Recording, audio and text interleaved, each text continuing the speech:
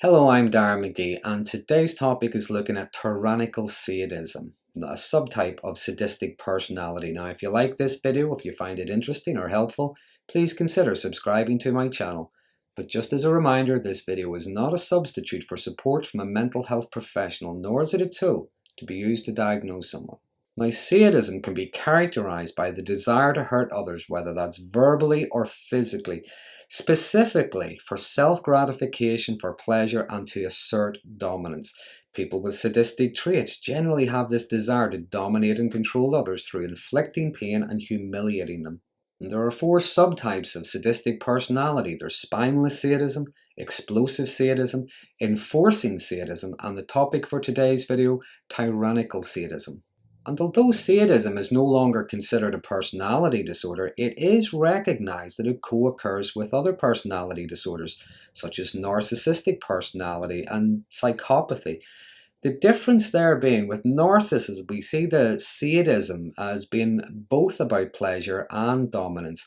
With psychopathy, we see it more about dominance. It's seen more as a tool to use, like a means to an end. And sadistic behaviour can manifest itself in three ways. There's verbal, which can include threats, aggressive, harsh language, cruel and demeaning humour, not just to embarrass but to humiliate and devastate. There's physical, which can include acts of violence, destruction of property, hiding property, theft, sabotage of property or equipment. And there's vicarious. Now, this can be gaining pleasure from watching others in pain, seeing others at risk, being attacked, and so on. So some of the common characteristics of the tyrannical sadist is first of all to domineer. They domineer in relationships, at families, at work, in the community. They may come across like the tough Sergeant Major type, but this isn't about discipline. They are in charge of everything and can become very aggressive, even violent if challenged. They become angry when they're not in control, not just of a situation, but sometimes control of other people as well. They are relentless bullies who relish menacing and brutalizing others, forcing others to cower and submit to them. They run households, workplaces, social gatherings like tyrants, hence the term tyrannical sadism. At work, they may be the boss who demands a project be started at 4:45, demanding that it is completed by 9 a.m. the next day. They may demand that projects are completed perfectly without the correct materials, without the correct equipment. They tend to belittle staff, especially those they consider actually quite good at what they do. In relationships with others, they may spend all the money on frivolous things, maybe gambling, drink, trinkets, whatever, but punish the partner because there isn't enough money to pay the rent, pay the mortgage, or feed the kids. One way or another, the tyrannical sadist wants others to fear them. They seem to enjoy terrifying others. There can be a lot of antagonistic behaviour, veiled threats of consequences, constantly demeaning and sabotaging, constant criticism, starting arguments deliberately, humiliating humour just for their own pleasure, to assert dominance, or more often than not, both. To the tyrannical sadist, their victim will never be good enough. They deserve the treatment they get. If the victim errs in any way, they can never be punished hard enough. They can be merciless and unforgiving, pay no attention to apologies, and are unmoved by pleas.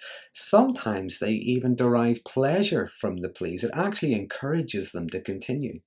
When dominating and humiliating their victims now, whether that's verbal or physical, there are times you can almost see a look of pleasure and excitement on their face. It's like they can't hold it in, knowing their victim, for whatever reason, can't or won't retaliate.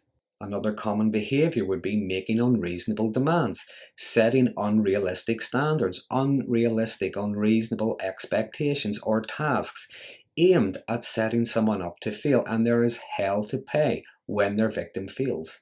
The victims are often set up to fail so that they can be punished, but they can even punish their victims when the victims succeed at whatever it was they demanded.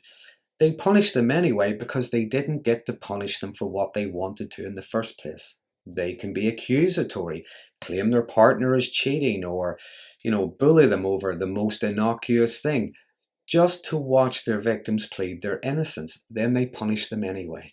And seeing their victims with any kind of autonomy or social support can bring up outrage in them. Some may threaten those that they perceive as being any kind of help or support to the victims, warn them off, or they'll perhaps paint a picture of the victim being the crazy one. They often try any means at all to try and block any kind of support their victims may have. Some even go as far as physically assaulting others, physically assaulting their victims, physically assaulting those their victims care about, destroying their victims' property in front of them to teach them a lesson. The tyrannical sadist will also either withhold or limit resources to their victims to keep them in a state of strain to dominate and control them. They enjoy watching them struggle, and in a long-term relationship with someone like that, sometimes the victim fears asking for anything. The struggle feels easier, it feels safer. Now, if anybody watching this is in a relationship with someone like that, I would encourage you to think about reaching out. Tell someone there is help and support in many areas. Domestic abuse organisations, many have confidential helplines. There's law enforcement agencies. Tell your doctor, your GP even. Reach out to someone. Try to get the help and support that you need. Now, I'll put the links to some organisations that might be able to help in the descriptions of this video. But that is a brief outline of the tyrannical sadist. As always, there's things I haven't mentioned. Please feel free to use the comment box below. There are some interesting conversations starting around these videos. But if you like this video, if you find it interesting or helpful, please consider subscribing to my channel for future updates on mental health related topics. And until next time, thanks for watching.